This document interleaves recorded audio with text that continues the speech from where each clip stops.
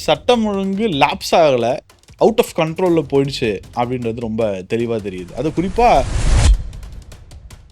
சட்ட ஒழுங்கு அப்படிங்கிறது வந்து நம்பர்ஸில் பார்க்குற விஷயம் இல்லை, கொடூரத்தினுடைய உச்சத்தில் பார்க்குற ஒரு விஷயம், தைரியத்தினுடைய உச்சத்தில் பார்க்குற ஒரு விஷயம். இது வந்து ஒரு கேங் வார் தான். இந்த இந்த இந்த போருங்கிறது ஒரு காரணியங்களுக்காகவோ ஒரு வேற ஏதோ ரீசனுக்காகவோ நடக்கிற ஒரு விஷயம் இல்லை. நீ பெரியவனா நான் பெரியவனா, என்ன நீ அடித்தா நான் ஒன்று அடிப்பேங்கிற ஒரு கேங் வார் தான். எவ்வளோ நாளைக்கு நடக்கும்?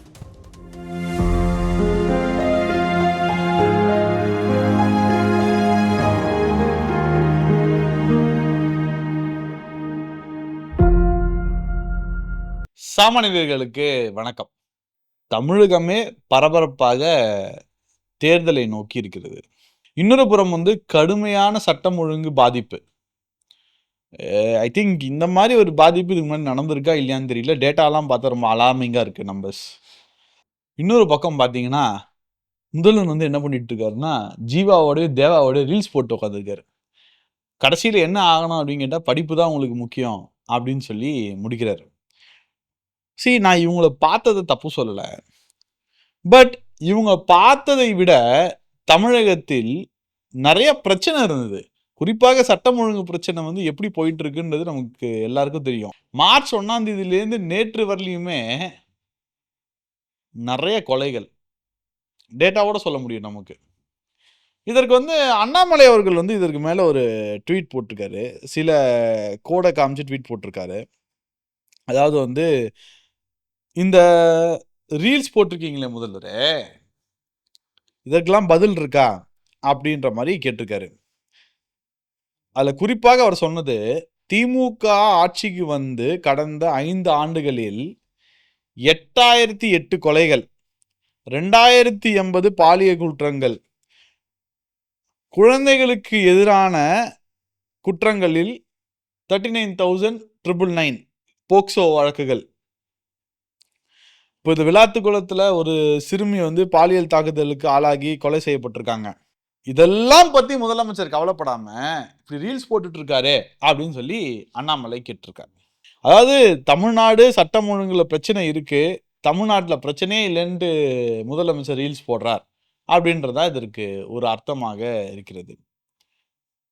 நிறைய விஷயங்களை பற்றி பேச போகிறோம்.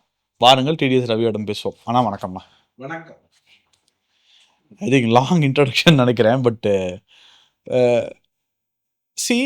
சட்டம் ஒழுங்கு லாப்ஸ் ஆகலை, அவுட் ஆஃப் கண்ட்ரோலில் போயிடுச்சு அப்படின்றது ரொம்ப தெளிவாக தெரியுது. அது குறிப்பாக மார்ச் 1ஆம் தேதியிலிருந்து இந்த கடந்த 16 நாட்கள் வந்து எங்கே கேட்டாலும் வந்து சம்பவங்களாகவே வந்துட்டுருக்கு. ஆனால் முதலமைச்சர் வந்து ரீல்ஸ் போட்டு உட்காந்துருக்காரு. எப்படி பார்க்குறீங்க சார்? ஒரு 6 மாதம் இருக்கும்னு நினைக்கிறேன் இவங்க ரிவ்யூ கமிட்டி மீட்டிங் நடத்தி.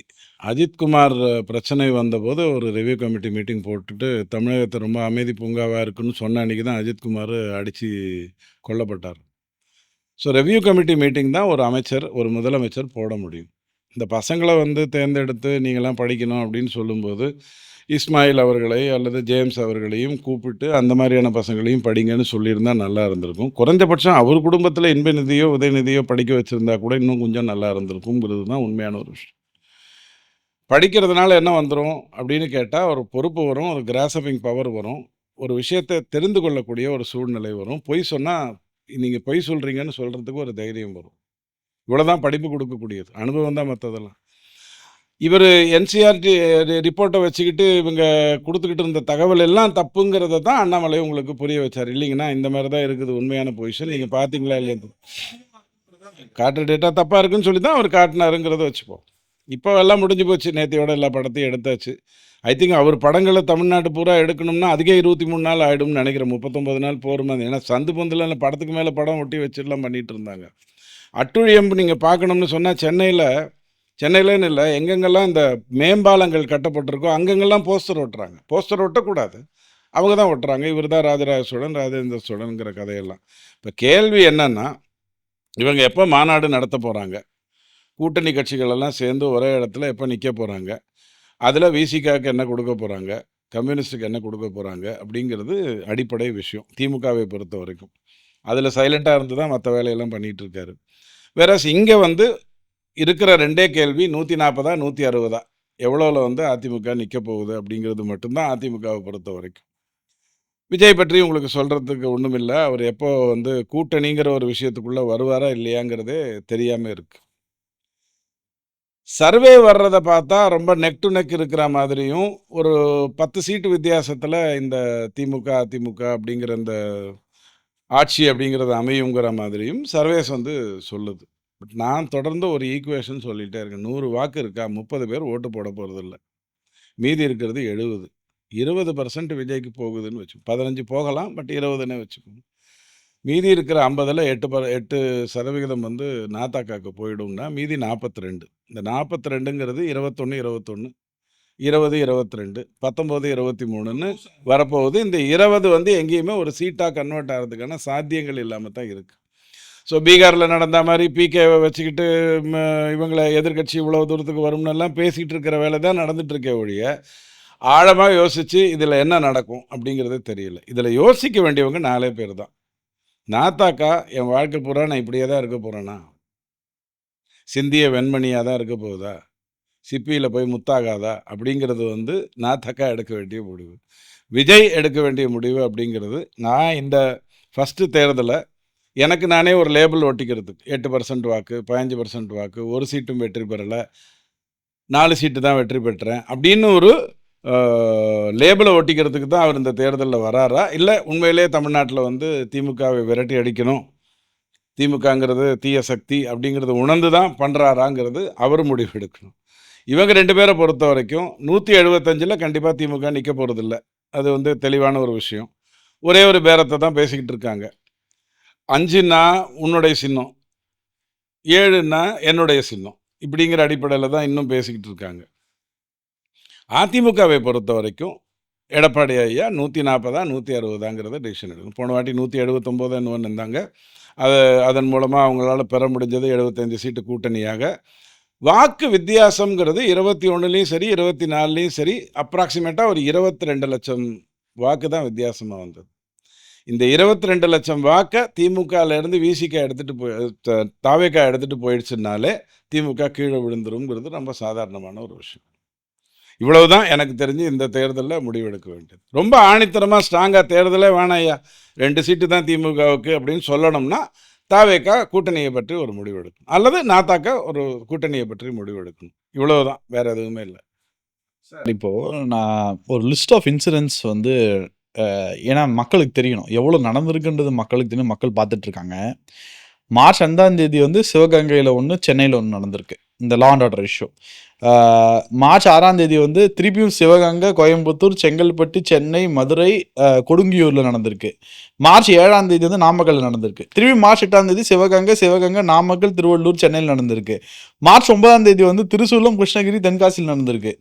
மார்ச் 10ஆம் தேதி செங்கல்பட்டு நடந்திருக்கு. மார்ச் 11ஆம் தேதி தூத்துக்குடியில் நடந்திருக்கு. மார்ச் 12ஆம் தேதி மட்டும் சென்னையில் வந்து 3 கேஸ் நடந்திருக்கு.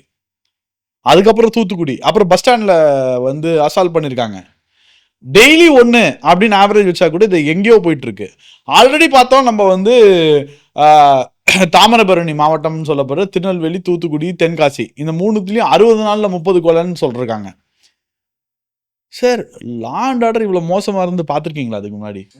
திமுக ஆட்சியில் இருக்கும் போதெல்லாம் லா அண்ட் ஆர்டர் இஷ்யூ இருந்ததுங்கிறது வந்து குறைந்தது கடந்த 30 வருடமா நீங்க சொல்லலாம். கடந்த 30 வருடத்துல அவங்க ஆட்சியில் இருந்ததுங்கிறது -10, -15, மீதி 15ல் இந்த 5, முதல்ல ஒரு 5, 10 வருஷம் தான் அவங்க ஆட்சியில் இருந்திருக்காங்க. இந்த ஆட்சியில் இருந்த காலகட்டத்திலலாம் இந்த பிரச்சனை இருந்திருக்குங்கிறது நிதர்சனமான ஒரு உண்மை. அதுக்கு காரணம் என்னன்னு சொன்னா, அடிப்படையில் போதை. அதை தவிர வேற எதுவுமே கிடையாது. பெண்களை போகப் பொருளா நடத்துறதுங்கிறது உலகம் பூரா இருக்கிற ஒரு விஷயம்தான். அதுல 2 வயசு குழந்தை, 70 வயசு முதியவங்க அப்படிங்கிற அளவுல இறங்கி இருக்கிறதெல்லாம் திமுகவுடைய ஒரு விஷயம். அதிமுகவுடைய ஒரு மிகப்பெரிய பலம், அது என்னைக்குமே காவல்துறைய அழுத்தம் கொடுக்காது.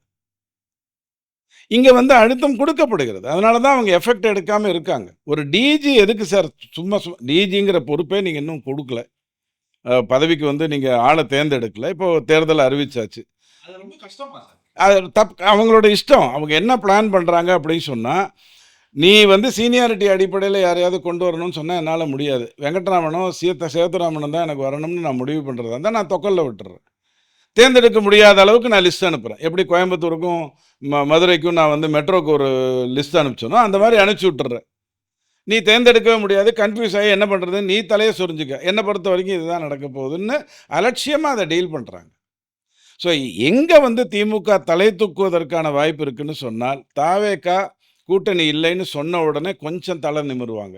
திமுக கூட்டணியை பொறுத்த வரைக்கும் இவங்க எல்லாம் நான் பல்லக்கு தூக்கியாகவே இருந்துக்கிறேன்னா, போன பக்கம் நார்த் ஈஸ்ட்டில் நின்றேன், இந்த வாட்டி நார்த் ஈஸ்ட்டில் பல்லக்கு தூக்கிறேன், அவர் சவுத் வெஸ்ட்டில் தூக்க சொல்லுங்கன்ட்டு பண்ணிட்டாங்கன்னா இன்னும் கொஞ்சம் தலை நிமிருவாங்க. இந்த ரெண்டும் எப்போ நடக்க போகுது, ஒரு வாரத்துக்குள்ளேயா 4 நாளுக்குள்ளேயா அப்படிங்கிறது மட்டும்தான் இதில் இருக்கிற ஒரு விஷயம். பட் ஒன்றே ஒன்று சொல்கிறேன், சட்ட ஒழுங்கு அப்படிங்கிறது வந்து நம்பர்ஸில் பார்க்குற விஷயம் இல்லை, கொடூரத்தினுடைய உச்சத்தில் பார்க்குற ஒரு விஷயம், தைரியத்தினுடைய உச்சத்தில் பார்க்குற ஒரு விஷயம். பாமரனுக்கு சொல்லணும்னு சொன்னான், சிகரெட் பிடிக்கிறவன் அண்ணன் முன்னாடி பிடிக்காமல் இருக்கிறதுங்கிறது வந்து அவன் அதை தப்புன்னு நினைக்கிறான்னு பொருள். அண்ணன் முன்னாடியே பிடிச்சான்னா அவன் அதை பொருட்டாக நினைக்கலன்னு பொருள். இவங்க அண்ணன் முன்னாடி சிகரெட் பிடிக்கிறாங்க. அதை ஒரு விஷயமாகவோ அதை ஒரு ஒரு காரணியமாகவோ கவலையே படலை, எதை பற்றியும் கவலை, போனால் திருப்பி வந்துடலாம் அப்படிங்கிற ஒரு எண்ணத்தில் தான் இருக்குது. பட் எதிர்கட்சி பெருசாக வேலை செஞ்சிருச்சா, 1000 கோடி ஊழலில் டாஸ்மாகை தூக்கி உள்ளே போட்டோமா, நேருங்கிறவர் வந்து ஏதாவது இடத்துல கேள்விக்கு பதில் சொல்கிற அளவுக்கு வந்துட்டாரா அப்படின்னு கேட்டால் இல்லை. அப்போ யாரை ப்ளேம் பண்ணணும்? We have not taken it in the right way. அதிமுகவோ அல்லது பிஜேபியோ திமுகவுக்கு எதிரான வழக்குகளை முத்திரை கொடுத்து நிறுத்தி வைக்கல, எல்லாமே ஏஷயங்களாகவே இருந்துக்கிட்டு இருக்கு. அப்போ என்ன பண்ண முடியும்? நம்பர்ஸ் வச்சு பார்க்குற விஷயம் இல்லை கிரைம் அப்படிங்கிறது மட்டும். கொடூரத்தின் அடிப்படையில் பார்க்கணும், தைரியத்தின் அடிப்படையில் பார்க்கணும். அப்படி பார்த்தா ரொம்ப மோசமான ஒரு நிலைமைக்கு நம்ம போயிட்டுருக்கோம். சார், இதில் விஜய் வருவாரா வரலையா அப்படின்ற சர்ச்சை வந்து போன வாரம் அவங்க மாவட்ட செயலாளர் கூட்டத்திலேருந்தே பயங்கரமாக நடந்துட்டு இருக்கு. ஒருவேளை விஜய் வரனா நம்ம ஜெயிக்கவே முடியாதுன்னு சொல்லி ஒரு அதிமுகவில் ஒரு தோற்றம். இல்லை, நான் வந்து 2-3 நாளாக இந்த பவன் கல்யாண் இஷ்யூ வந்ததுக்கு அப்புறத்துலேருந்து சொல்லிட்டு இருக்கேன். பவன் கல்யாண் மறுத்துட்டார், நான் பேசலை அப்படின்னு மறுத்துட்டார். பேச வேண்டிய அவசியமும் இல்லை, அவருக்கு தெரியும் அப்படின்னு சொல்லிட்டு தன்னுடைய லைஃப் ஹிஸ்ட்ரியும் சொல்கிறார். தான் எப்படி 2 தேர்தலில் தப்பு பண்ணேன், இப்போ எப்படி கம்ஃபர்டபுளாக அதை டீல் பண்ணுறேன். இன்றைக்கி நான் துணை முதலமைச்சராக இருந்தாலும் ஆட்சி அதிகாரங்கிறது என் கையில் வந்துடுதுன்னு நான் சொல்ல முடியுமான்னு கேட்டால் இல்லை, பிரச்சனைகளை என்னால் எடுத்து சொல்ல முடியும். அதை கேட்பதற்கு ஆளும் கட்சியில் ஆள் இருக்காங்க. நாயுடு கேட்குறாரு, சென்ட்ரலாக இருந்தால் பிஜேபி கேட்குறாங்க. இவ்வளவு தான் அப்படிங்கிற அடிப்படைக்குள்ளே அவர் வந்துட்டார். இது எல்லாமே விஜய்க்கு தெரியுமா? ஆட்சியில் அதிகாரம்ங்கிறது என்ன, உனக்கு 4 அமைச்சரவை எனக்கு 2 அமைச்சரவையா, அதுதான் ஆட்சியில் அதிகாரமா? கிடையாது. கேள்வி கேட்டால் பதில் சொல்வதற்கு வாய்ப்புகள் இருந்தால் அது ஆட்சி அதிகாரம். நாளைக்கு அதிமுக ஆட்சி வரப்போகுதுன்னு சொன்னால் விஜய் ஒரு கேள்வி கேட்டால் அதற்கு பதில் சொல்ல வேண்டிய நிர்பந்தம் எப்போ வரும்? கூட்டணியில் இருந்தால் தானே வரும். தனியாக இருந்தால் என்ன வரப்போகுது? ஒரு 6 மாதத்துக்கு முன்னாடி ராமதாஸை பார்த்து முதலமைச்சர் என்ன கேட்குறாரு, வேலை இல்லாதவங்களுக்குலாம் நான் பதில் சொல்ல விரும்பலைங்கிறார் 8 மாதத்துக்கு முன்னாடி. அதற்கப்புறம் ராமதாஸை வைத்துக்கொண்டு அவர் கூட்டணிக்குள்ளே பேசுகிறார். ராமதாஸ் வந்து வெவ்வேறு விதமாக பேசிட்டு இப்போ தான் திமுகக்குள்ளே வரப்போவதில்லைன்னு தெரிஞ்சதுக்கு பிறகு தான் அவர் சில கேள்விகளை எழுப்புறார். கூட்டணின்னு இருந்தால் உங்கள் வாய்ஸ் கேட்கப்படும். டபுள் இன்ஜினுக்கும் நாம் இதை தான் சொல்கிறோம். மேலே ஒரு அரசு இருக்குது, கீழே ஒரு அரசு இருக்குன்னா 2 அரசும் பொறுப்பாக மக்களை கவனிக்கணும். அது என்ன 2ம் ஒரே கட்சியாக இருக்கணுங்கிற அவசியம் இருக்கா அப்படின்னு கேட்டால் இல்லை. ஆனால் 2ம் ஒரே கூட்டணியாக இருந்தால் கேட்டால் பொறுப்பாக பதில் சொல்கிறதுக்கான வாய்ப்புகள் வரும், உடனே ஒரு சிகிச்சை வரும். அதுக்கு தான் கூட்டணி வேணுங்கிறோம். ஸோ அவருக்கு என்ன புரிய போகுது, எப்போ புரிஞ்சுக்க போகிறார் ஒன்றும் தெரியாது. நல்லா படிச்சுட்டு எக்ஸாமுக்கு போகிறவனுக்கு கையில் தாயத்து கட்டுற மாதிரியான விஷயந்தான் என்டிஏ கூட்டணிக்குள்ளே தாவேக்கா வர்றது. வெறும் கயிறு அல்ல, அந்த கெத்து, அந்த தைரியம். வீட்டில் இருந்து அனுப்புகிறவங்க கூட நல்லா பண்ணுவேன், கவலைப்படாத, தாயத்தை கட்டியிருக்கேன் அப்படின்னு சொல்கிற மாதிரியான ஒரு விஷயம். அது நடக்குமா நடக்காதாங்கிறது தெரிஞ்சிடும். ஓகே சார், எந்த திமுகவினர் பார்த்தாலும் எங்கள்கிட்ட 21 கட்சி கூட்டணி இருக்கு, நாங்கள் பலம் வாய்ந்த கூட்டணி அப்படின்னு சொல்லிட்டு இருக்காங்க. அதிமுக தரப்புல வந்து நாங்கள் தான் பலமான கூட்டணின்னு சொல்கிறாங்க. எது உண்மை சார்? 8 பலாப்பழம் 20 வாழைப்பழம், இவ்வளோதான் வித்தியாசம். பச்சையாக சொல்கிறது அதுதான்.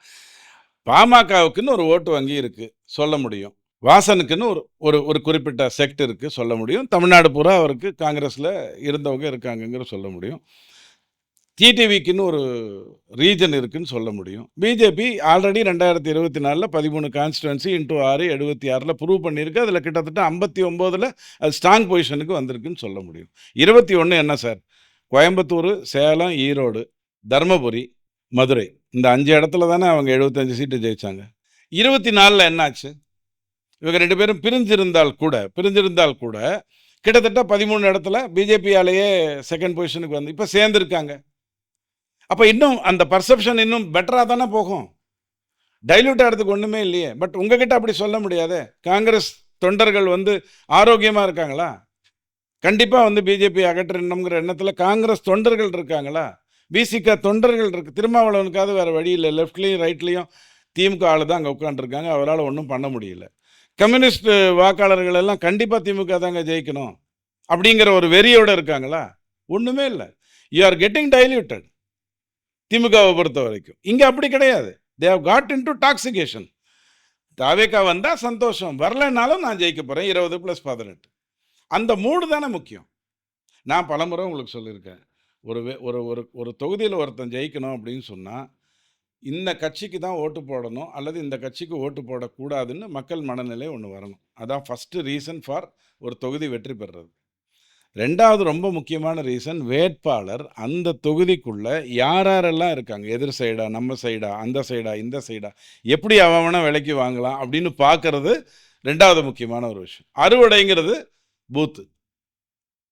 அறுவடையில் தாவேக்கா தோக்க போகுது. பிஜேபி கொஞ்சம் சுதாகரிக்கும், அதிமுக இருக்கிறதுனால தப்பிச்சிடும். திமுக இந்த முறை அறுவடையில் சிரமப்பட போகுது. அதாவது பூத்துக்குள்ள மேனேஜ் பண்ணுறதுங்கிறதுல சிரமப்பட போகுது. வேட்பாளர்கள் யாரை நிறுத்த போகுது அப்படிங்கிறது தான் இப்போ முக்கியம். எவ்வளோ பேர் ஆர்வமாக இருக்காங்க? காங்கிரஸில் 28 சீட்டில் உடனே வரணுங்கிற ஆர்வத்தோடு எத்தனை பேர் இருக்காங்க அப்படிங்கிற கேள்வி தான் இங்கே இருக்குது. ஸோ இந்த மூணுத்தில் 2 ரொம்ப முக்கியம். ஒன்று, யாருக்கு ஓட்டு போடணுங்கிற மக்களுடைய மனநிலை, வேட்பாளருடைய களப்பணி, பூத் கமிட்டியோடைய மேனேஜ்மெண்ட். இது 3 ஒழுங்காக நடந்தால் விதைச்சோம், தண்ணி ஊற்றினோம், அறுவடை செய்தோம். சார், இன்னொரு பக்கம் நேற்று முழுக்க இந்தியா முழுக்க இந்தி கூட்டணி வந்து TN Modiji where is LPG அப்படின்னு சொல்லி ஒரு கேம்பெயினே பண்ணியிருக்காங்க. பட் பாஜக தரப்புலேருந்து என்ன சொல்லப்படுதுன்னா, இந்த ஆயில் கிரைசிஸே மோடிஜி வந்து எக்ஸலண்ட்டாக ஹேண்டில் பண்ணியிருக்காரு அப்படின்னு சொல்ல முடியுது. பட் எது உண்மை சார் அதில்? ஹேண்டில் பண்ணலை அப்படின்னு சொன்னால் உங்கள் வீட்டில் இன்றைக்கி கேஸ் இருந்திருக்காது. நம்ம நண்பர்கள் இங்கே இருக்கிறவங்க வீட்டிலலாம் கேஸ் இருந்திருக்காது. நம்பர் 1. எல்பிஜி இல்லை. உலக போருங்கிறது எல்பிஜி சார்ந்தது அல்ல. ஈரான்லேருந்து எந்த நாடுகளுக்கு கொடுக்கணுமோ அந்த நாடுகளுக்கெல்லாம் மறுத்துட்டு இந்தியாவுக்கு மட்டுமான கப்பல்களை அவங்க அனுப்பி வைக்கிறாங்க அப்படிங்கிறது ஒரு பாமரனுக்கு புரிஞ்சால் போகிறோம். 2-3 நாளாக ஒரு சின்ன உதாரணம் நான் கொடுத்துக்கிட்டு இருக்கேன். ஒரு மிகப்பெரிய நகைக்கடை, பாலு ஜுவல்லர்ஸ்னு வச்சுக்கோங்க. அவர் நஷ்டப்பட்டுட்டாரு, அதிமுக வந்து அவங்கள கஷ்டப்படுத்திருச்சு அப்படிங்கிற ஒரு பத்திரிகை செய்தியெல்லாம் வர ஆரம்பித்த உடனே இந்த தங்க நகைக்கு சீட்டு கட்டினாங்கல்ல, அவங்கெல்லாம் பணத்தை திரும்ப வாங்க ஆரம்பித்தாங்க. பாலு ஜுவல்லர்ஸ் கீழே விடுறதுக்கு மெயின் காரணமாக இருந்தது இதுதான், பேனிக் தான். இங்கே பேனிக் வந்து 4 நாளில் சால்வ் ஆகிடுச்சு. இன்றைக்கி கேஸ் சிலிண்டர்ஸ் எல்லா பக்கத்துலேருந்து வந்துக்கிட்டு இருக்கு. But it is not about gas cylinders. இவங்க கொடுக்குற நம்ம பண்ணுற அந்த வர்த்தகம் எத்தனை இண்டஸ்ட்ரி சார்ந்ததுங்கிறது தான் முக்கியம். நீங்கள் எல்பிஜியோட சுருக்கிறதாக இருந்ததுன்னா எஸ்ஐஆர் மாதிரி தான் ஆகிடும். ஒரு கேள்வி கேட்குறேன். எஸ்ஐஆரில் 7.5 கோடி வாக்காளர்கள் பீகாரில் எடுத்தது எவ்வளோ? 65 லட்சம். குதின்னு குதிச்சிட்டாங்க, பயங்கரமாக குதிச்சாங்க. தமிழ்நாட்டில் 6 கோடி வாக்காளர் தான், 7.5 கோடி இல்லை. எடுத்தது 95, இப்போ 75. என்ன குதிச்சிருக்கணும்? 7.5 கோடிக்கு 65 லட்சம்னா அப்போ 6 கோடிக்கு 75 லட்சத்துக்கு என்ன குதிச்சிருக்கணும்? ஏன் குதிக்கல? ஏன்னா it is not a issue at all. செத்தவன் பேரை நீக்கினாங்க. பேப்பரை திருப்பி கொடுக்காத, ஃபார்ம் 6 திருப்பி கொடுக்காததை நீக்கினாங்க. இவ்வளவுதான் நடந்திருக்கு. கள்ள ஓட்டு குறைய போதா? வாய்ப்பே இல்லை. ஏன்னா கள்ள ஓட்டு இருந்தது எதில்? ஓட்டு போட்ட 70%, ஓட்டு போடாத 30% இல்லை. ஸோ ஒரு விஷயத்தை நீங்கள் ஹைலைட் பண்ணும்போது வீட்டில் இருக்கிறவனுக்கு தெரியுமில்ல.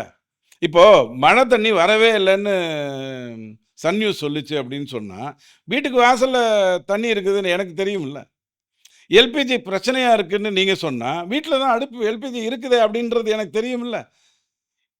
ஒரு அரசியலை இப்படியா நடத்துவீங்க? கேவலமாக, முட்டாள்தனமா. எங்கிட்டயே இருக்குது, எனக்கு எந்த தட்டுப்பாடும் இல்லை. ஒரு 4 நாள் என்னாச்சுன்னா இந்த கம்ப்யூட்டர் சாஃப்ட்வேர் இருக்குல்ல, புக்கிங்கில், அதை வந்து எல்லா இடத்துலையுமே தடைப்பட்டு இருந்தது. அந்த புக்கிங் நடக்காமல் இருந்தது. ஓடிபி வராமல் உங்களுக்கு டெலிவரி வராதுங்கிற பொசிஷன் இருந்தது. 4 டேஸில் அதை ஓவர் கம் பண்ணிட்டாங்க. இது ஏன் பண்ணாங்க? யார் பண்ணாங்க? வேணும்ட்டு பண்ணாங்களா? அன்னபூர்ணாக்கு மூட வேண்டிய அவசியம் எங்கேருந்து வந்தது? அன்னபூர்ணா கேஸ் சிலிண்டரை வச்சா சமைச்சுக்கிட்டு இருக்கிறாரு. இந்த இந்த விஷயங்கள் எல்லாம் முட்டாள்தனமா போய் சேர்ந்துடும். சரி, இப்போ இதுல வந்து ஆயில் அண்ட் கேஸ் சப்ளை வந்து பூஸ்ட் ஆயிருக்குன்னு ஒரு நம்பர் சொல்றாங்க சென்ட்ரல் கவர்மெண்ட்லேருந்து. அது ஏன் பூஸ்ட் ஆகுது? பூஸ்ட்ன்ற வார்த்தையை நீங்கள் கரெக்டாக புரிஞ்சுக்கோங்க. அதாவது இப்போது ருஷ்யாவிலேருந்து 30% வாங்கிட்டு இருந்தாங்க உலக நாடுகள். அமெரிக்கா வந்து சாங்ஷன் கொடுத்தது. நாம் போய் அதை வாங்கிட்டு வந்தோம். நாம் வாங்கினதுனாலே நமக்கு விலை கம்மியாக கிடச்சிது. ஏன்னா அவங்ககிட்ட வாங்க மாட்டேன்னு மற்ற நாடுகள்லாம் உட்காண்டிருந்ததுனால. இதை நான் பண்ணாமல் விட்டுருந்தா என்ன இருந்திருக்கும்? அந்த 70% கேஸினுடைய விலை அதிகமாக இருந்திருக்கும். ஏன்னா டிமாண்ட் அதிகமாகிறதுனால. அப்போ நான் அதை பண்ணலை. எனக்கு என்ன வேணுமோ, என்ன எஸ்ஓபி நான் ஸ்டாக் என்ன வச்சுக்கணுமோ, அந்த ஸ்டாக் என்கிட்ட இருக்குது. என்னுடைய வண்டி வர்றதில் எந்த பிரச்சனையும் எனக்கு இல்லை. இந்த போர் எத்தனை நாளைக்கு நடக்குங்கிறது என்னால் சொல்ல முடியாது. ட்ரம்ப்புக்கு திடீர்னு ராத்திரி பேராசிட்டமால் 2 ஜாஸ்தியாக சாப்பிட்டாருன்னா காலையில் போர் வாபஸ், எனக்கு நோபல் ப்ரைஸ் கொடுங்கன்ட்டு போயிட்டே இருப்பார். இது வந்து ஒரு கேங் வார் தான். இந்த இந்த இந்த போருங்கிறது ஒரு காரணியங்களுக்காகவோ ஒரு வேற ஏதோ ரீசனுக்காகவோ நடக்கிற ஒரு விஷயம் இல்லை. நீ பெரியவனா நான் பெரியவனா, என்ன நீ அடித்தா நான் ஒன்று அடிப்பேங்கிற ஒரு கேங் வார் தான். எவ்வளோ நாளைக்கு நடக்கும்? 144 போடுற வரைக்கும் நடக்கும். பிஜேபியை பொறுத்த வரைக்கும் 143 ஒழுங்காக பண்ணிக்கிட்டு இருக்கு உலக நாடுகளோட. அந்த ஐ லவ் யூ தான் இங்கே ஹெல்ப் பண்ண போகுது. பேனிக் ஆகிறதுக்கு ஒன்றுமே இல்லை. சார், இவ்வளோ பிரச்சனை நடந்தும்போதும் 74 நாள் பஃபர் வித் டைவர்சைட் இம்போர்ட்ஸ் இருக்குன்னு சொல்கிறாங்க. குறிப்பாக வந்து கமர்ஷியல் பெட்ரோலியம் ரிசர்வ்ஸ் வந்து 250 மில்லியன் பேரல்ஸ் நம்மகிட்ட இருக்குது அப்படின்னு சொல்கிறாங்க. பேனிக்காக இருந்தால் இந்த பஃபரை வந்து ஜென்ரலாக யூஸ் பண்ணிடுவாங்க. பட் ஆனால் அந்த பஃபரை யூஸ் பண்ணாமல் வந்து என்ன பண்ணியிருக்காங்க, மெயின்டைன் பண்ணியிருக்காங்க. பஃபருங்கிறது பஃபராக இருக்கிறதுனால தான் அது பஃபரை நீங்கள் தூக்கணும். பேங்க்கில் பணம் வச்சுட்டு 6 லட்ச ரூபா பேங்க்கில் இருக்குன்னு சொல்லிட்டு திடீர்னு நீங்கள் போய் 3 லட்ச ரூபாய் வித்ட்ரா பண்ணிட்டீங்கன்னா என்ன ஆகும்? பஃபரே கிடையாது. அது அங்கே குறையுங்கிறத விட இந்த 3 லட்சம் அலட்சியமான செலவுகளுக்குள்ளே வரும். இல்லை, அவங்க பேனிக்கால, சென்ட்ரல் கவர்மெண்ட் பேனிக்கால இந்த விஷயம் நடந்தது 2-3 விஷயம். ஒன்று, இந்த புக்கிங் சாஃப்ட்வேரை யார் கை வச்சாங்கன்னு தெரியாது. நான் திருப்பூரில் போய் என்னுடைய சிலிண்டரை திருப்பூர்லேருந்து சென்னைக்கு மாற்றிக்கிறதுக்காக நான் போகிறேன். Heavy crowd. ஓனரை நான் பார்த்ததே இல்லை 30 வருஷத்தில். அவர் நிற்கிறார் வெளியில். என்னங்க ஆச்சுன்னு எல்லாரும் வந்து வாங்கிட்டு போகிறாங்க. கார்லலாம் வந்து சின்ன சின்ன சிலிண்டரை வாங்கிட்டு போகிறாங்க. முதல்ல ஒன்று புரிஞ்சுக்கோங்க, மார்க்கெட்டில் கிடைக்கிற சிலிண்டரை வேறு, வீட்டுக்கு வர்ற சிலிண்டர் வேறு. இதை ரெண்டுத்தையும் நீங்கள் கனெக்ட் பண்ணுறதே முட்டாள்தனம். இதை போய் ராகுல் காந்தி கிட்டே யாராவது சொல்லணும். மக்கும் குப்பை மக்கா குப்பை மாதிரி அவர்கிட்ட போய், அண்ணா மார்க்கெட் இது வேறங்கன்னா இது வேறங்கன்னா, அன்றைக்கி 1200 ரூபாய்க்கு நீங்கள் விற்றீங்க மன்மோகன் சிங் காலத்தில், இன்றைக்கி அது 1000க்கு குறைவான ரேட்டில் தான் விற்றுக்கிட்டு இருக்குது. ரெண்டுத்துக்குமான வித்தியாசத்தை புரிஞ்சுக்கணும். ஒன்றும் புரியலையா? உங்களால் தூக்க முடிஞ்சா, கொஞ்சம் வயசாயிடுச்சு, 14 கிலோ இது, 19 கிலோ அது, அப்படிங்கிறதையாவது தெரிஞ்சுக்கோங்க அப்படின்னு சொன்னால் போகிறோம். இதை வைத்துக்கொண்டு இது பண்ண முடியாது. இதுக்காக பஃபரை யாருமே அதிகப்படுத்தவும் முடியாது. பஃபரை உடனே நீங்கள் எப்படி அதிகப்படுத்துவீங்க? அவசியம் என்ன? It is a cycle. அது எப்படி நீங்கள் அது கடிகாரம் வேகமாக ஓடிடுச்சுன்னா உங்கள் நாள் நல்ல நாளாக மாறிடுமா? கிடையவே கிடையாது. அந்த மாதிரியான விஷயமா தான் நீங்கள் அதை பார்க்கணும். இந்த நேச்சுரல் கேஸ் ப்ரொடெக்ஷன் அப்படின்றதையும் பார்க்கணும். நீங்கள் சொன்ன மாதிரி இந்த சாஃப்ட்வேர் 3 நாள் ஸ்தம்பிச்சது, இந்த ஹோட்டலியர்ஸ்லாம் சொன்னாங்க. இந்த கார் வரவங்கலாம் வந்து ஒரு 24 ஹவர்ஸ் 24 ஹவர்ஸ்க்கு மேலே பாதிக்கலை அப்படின்றது ரொம்ப கிளியர். முடிப்படியை தாண்டி பாதிக்கலைன்னாரு அண்ணாமலை. இல்லை, ஆக்சுவலி அதர் ஸ்டேட்ஸில் பிரச்சனையே கிடையாது. தமிழ்நாட்டில் மட்டும்தான். இல்லை, தமிழ்நாட்டில் மட்டும். ஏன்னா நான் இப்போ திருப்பதியில ட்ராவல் பண்ணுறேன், எந்த பிரச்சனையும் இல்லை. தமிழ்நாட்டை தாண்டோடனே அதில் எந்த பிரச்சனையும் இல்லை. தமிழ்நாட்டில் மட்டும் அந்த பிரச்சனை வருகிறது அப்படின்னா அது சித்தரிக்கப்பட்டிருக்கிறதா? ஒன்றும் வேணாங்க. கேனில் போய் வாங்கினவுடனே போலீஸ் அரெஸ்ட் பண்ணியிருக்கணும். ஃபஸ்ட்டு கேனில் வாங்கக்கூடாது, கரெக்டா? கேனில் கொடுக்கக்கூடாது. நீங்கள் அந்த சிச்சுவேஷன் பார்த்த உடனே டிஜி வந்து மிகவும் மோசமான நிலையில் இருக்கிறது. அன்றைக்கி அந்த ராஜ்பவனில் ஒருத்தன் இது குண்டு தூக்கி போட்ட உடனே வந்து ஒரு ப்ரெஸ் கான்ஃபரன்ஸ் நடத்தின மாதிரி நடத்தக்கூடாது. அந்த பெட்ரோல் பங்க்ஸ் எதுன்னு கரெக்டாக ஐடென்டிஃபை பண்ணி அவனுங்களை போய் மூடிடணும். இவ்வளவு தான். ரொம்ப சில்லியான ஒரு இஷ்யூ. வண்டியில் வந்து நின்று வாங்குறாங்களா, உங்களால் தடுக்க முடியாது. பேனிக். நான் சொன்னேன் இல்லையா, அந்த பாலு ஜுவல்லர்ஸில் நடந்த மாதிரி தங்க சீட்டினுடைய எல்லாரும் இப்போ திரும்ப கொடுங்கன்னு கேட்டிங்கன்னா என்ன, எப்படி அந்த கம்பெனி நடக்கும்? அந்த மாதிரியான விஷயம் பண்ணாதீங்கன்னு சொல்கிறேன். இது ஒரு எலெக்ஷன் இஷ்யூவாக மாற்ற முடியும்னு நினச்சாங்க. அவங்களுக்கு தெரியாதது என்னென்னா, ஈரானோ இஸ்ரேலோ அமெரிக்காவோ நமக்கு எதிராக செயல்படுறதுக்கான அவசியம் அவங்களுக்கு இல்லை. அவசரமும் அவங்களுக்கு இல்லை. தேவையில்லைன்னு பகச்சிக்க வேண்டாம் இந்தியாவை. நீங்கள் இந்தியாவை பகச்சிக்கிறதுங்கிறது கன்சியூமரை மிஸ் பண்ணுறீங்க. உதாரணத்துக்கு சொல்கிறேன், கொக்கோ கோலா வந்து 75ல் மொரார்ஜி தேசாய் வந்து 70ஸ்ல என்ன பண்ணுறாரு, கொக்கோ கோலா இந்தியாவில் வரக்கூடாதுங்கிறார். ஏன் வரக்கூடாதுன்னு கேட்டால், உன் ஃபார்முலா என்னன்னு எனக்கு தெரியணுங்கிறார். ஃபார்முலாலாம் சொல்ல முடியாதுங்கிறான். கொக்கோ கோலா அன்னிலேருந்து இல்லை, பல வருடங்களுக்கு அப்புறம் வந்தது. ஏன் திரும்பி வந்தது? இங்கே 2% வருமானம் நடந்ததுன்னா, வர்த்தகம் நடந்ததுன்னா, it is a big quantity. 105 நாட்டில் நடக்க முடியாத கொக்கோ கோலாவால் இந்தியாவில் விற்கிறதன் மூலமாக மட்டும் கொண்டு வர முடியும். இந்த டிமாண்ட் சப்ளை அவனுக்கு தெரியாதா? நம்மளை அவன் மதிக்கிறான்னா not because of any other thing. நம்மளுடைய ஜனத்தொகை, நம்ம கன்சியூமருங்கிறது தான் முக்கியம். காங்கிரஸ் ஆட்சியில் இது இல்லையா? அப்போ மட்டும் நம்மக்கிட்ட மக்கள் தொகை இல்லையா? ஏன் நம்மளை மதிக்கலைன்னு கேட்டால், அப்போ நம்மளை குப்பத்தொட்டியாக வச்சுருந்தான். இன்றைக்கும் கேரளாவிலேருந்து கழிவை எல்லாம் கொண்டு வந்து இங்கே கொட்டுறாங்க பாருங்கள். சொரிநாய்கள் எல்லாம் இங்கே அனுப்பிட்டு இருந்தாங்க பாருங்கள். இந்த வேலை, இந்தியாங்கிறது வெறும் ஒரு consumer market which is a டஸ்ட்பின்னு முடிவு பண்ணான். எங்கெல்லாம் எது விற்கலையோ அதெல்லாம் இங்கே கொண்டு வந்து விற்க முடியும்னு அவன் முடிவு பண்ணான். அந்த நிலை இப்போ மாறிடுச்சு. அதான் டிஃப்ரென்ஸ். மக்கள் தொகை ஒன்றும் இன்றைக்கி மோடி வந்ததுக்கு அப்புறம் அதிகமாச்சா? அப்படி எதுவும் கிடையாது. நாம தான் ஒன்றை பெற்றுக்கிறதுக்கே கஷ்டப்படுறோமே, அப்புறம் எப்படி அதிகமாகும்? இஷ்யூ இஸ், உலக அளவில் இந்தியாவுடைய மதிப்பு என்ன பொசிஷனுக்கு உயர்ந்திருக்குங்கிறது ரொம்ப முக்கியம். சிம்பிளாக சொல்லட்டுமா? இவங்க சொல்கிற பொய்க்கு ஸ்டார்ட் அப்ஸ் பற்றி இன்றைக்கி ஒரு தகவல் வந்திருக்கு டைம்ஸ் ஆஃப் இந்தியாவில். இதை செஞ்சு பாருங்கள். 7வது இடத்துல இருக்குது தமிழ்நாடு ஸ்டார்ட் அப்ஸில். அதாவது ஒரு தொழில் முனைவோருக்கு டக்குன்னு தொடங்குறேன், எனக்கு எல்லா வசதியும் இருக்குது, பேங்க்லலாம் எல்லா இதுவும் இருக்குது, எங்கிட்ட மார்க்கெட் இருக்குதுன்னு சொல்லி வர்றதில்ல. நீங்கள் டெல்லியை நீக்கிட்டிங்கன்னா 6வது பொசிஷனில் இருக்குது. டெல்லி இருக்கிறதுக்கு காரணம் கேபிட்டலுங்கிறதுனால அங்கே ரிஜிஸ்டர் பண்ணியிருப்பாங்க. எங்கேயோ வியாபாரம் நடக்கும், ரிஜிஸ்ட்ரேஷன் டெல்லியில் இருக்கலாம், நான் இல்லைன்னு சொல்லலை. இந்த பொசிஷனில் இருக்கீங்க. இதை வச்சுக்கிட்டு நீங்கள் ட்ரில்லியன் எக்கானமியை பற்றி பேசிக்கிட்டு இருந்தீங்கன்னா, நான் வந்து உங்களுக்கு எடுத்து சொல்லணும், ஐயா ட்ரில்லியன்னா இத்தனை லட்சம் ஐயா, நீ இருக்கிறது இத்தனை லட்சம் ஐயா, 11% நீ ஏறினா இன்பநிதியோடைய பையன் வர்ற அளவுக்கு தமிழ்நாடு திமுகவை காப்பாற்றும்னு சொன்னால் அப்போ வேணால் 1 ட்ரில்லியன் வரும் ஐயா அப்படின்னு எடுத்து சொல்லணும். பொய் சொல்லிட்டு போயிடுறாங்க இவங்க ஈஸியாக. பச்சையாக சொன்னால் 6 தொலைக்காட்சியில் பொய் சொல்லிடுறாங்க. ஒரு தொலைக்காட்சியில் உட்காந்துட்டு பதில் சொல்ல வேண்டியதாக இருக்குது. இப்போ இந்த டியர் மோடிஜி வேர் இஸ் எல்பிஜின்ற ஒரு ஃபெயிலியர் கேம்பெயின் ஆயிடுச்சா சார்? நீங்கள் எஸ்ஐஆர், நான் தான் உங்களுக்கு எஸ்ஐஆரே ஒரு எக்ஸாம்பிளாக சொல்கிறேனே. தமிழ்நாட்டில் பதட்டம் நடந்ததா? என்னெல்லாம் பொய் சொன்னார் ஸ்டாலின் ஐயா? பெண்களுக்கு வாக்கு போயிடும், எஸ்சி எஸ்டிக்கு வாக்கு போயிடும், அவனுக்கு போயிடும், இவனுக்கு போயிடும், எல்லாம் சொன்னார்ல. 7.5 கோடிக்கு 65 லட்சத்துக்கே குதிச்சுட்டு 6 கோடிக்கு 75 லட்சத்துக்கு குடிக்காமல் இருக்காருன்னா என்ன அர்த்தம்? அப்போ எழுப்பின பிரச்சனை தப்பு தானே? இவங்க போய் என்ன மறுப்பு சொல்ல போகிறாங்களா? நேற்றுக்கு தெரியாமல் பேசிவிட்டேன், வழக்கம் போல் அப்படித்தான் 60 வருடமாக பேசி கொண்டிருக்கிறேன், நீங்கள் குழம்பாதீர்கள் அப்படின்னு விளக்கம் கொடுப்பானா? நாம தான் புரிஞ்சுக்கணும், எடுத்து சொல்லணும். So it is a failure campaign by all means. LPG இல்லை சார் இந்த உலக வர்த்தகம்ங்கிறது, இந்த போருங்கிறது எல்பிஜி சார்ந்த விஷயம் அல்ல.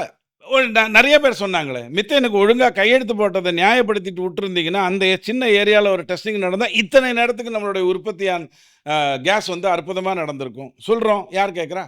வேதாந்தா கிட்ட போய் தேவையில்லாமல் அதை வேதாந்தான்னு படிக்காமல் நீ வேணால் பேரை மாற்றிக்கிட்டு இஸ்லாமாபாத்னு படிச்சிருந்தீங்கன்னா ஸ்டெர்லைட் பிரச்சனையில் நமக்கு ப்ராப்ளம் வந்திருக்காது. மிகப்பெரிய வர்த்தகம் நம்ம காப்பரில் பண்ணியிருப்போம். தயவு செஞ்சு பண்ணுங்கயான்னு சொல்கிறோம். யார் கேட்குறா?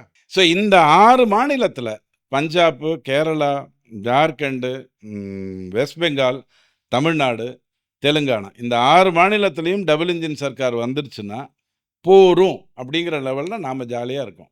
ஏன்னா 18 மாநிலத்தில் ட்ரிபிள் இன்ஜின் சர்க்கார் வர்றதுக்கான வேலையை மோடி ஒழுங்காக பண்ணிக்கிட்டு இருக்காரு. நீ அவர் யாருக்கு தோன்றாரு, எவ்வளோ தோன்றாருன்னு தெரியாமல் குதிச்சிட்டு இருக்கீங்க.